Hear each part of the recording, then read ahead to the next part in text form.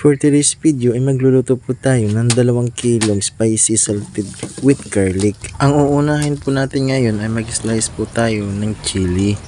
Ayan, okay na. At ngayon ay magbabalat naman tayo ng garlic. At ngayon ay i-slice naman natin yung ating garlic o ang bawang. Gamitan po natin ng slicer. At yan po ang resulta niyan. Maganda po siya ka-slice. At ito na po lahat ang ingredients natin. At painitin na natin ang kawali at saka mantika. Unahin pala natin pagprito dito yung garlic.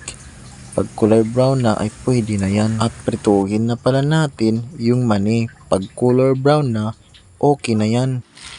At dito, habang mainit pa, ilagay na natin yung sili. Hayaan nyo siyang maluto sa mani.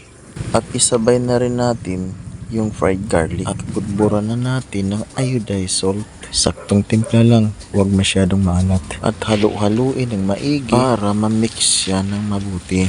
Pagkatapos nito ay palamigin siya ng 1 oras. Pagkatapos ng 1 oras ay mag-repack na tayo. Timbangin, istikiran, at pwede nang ibenta.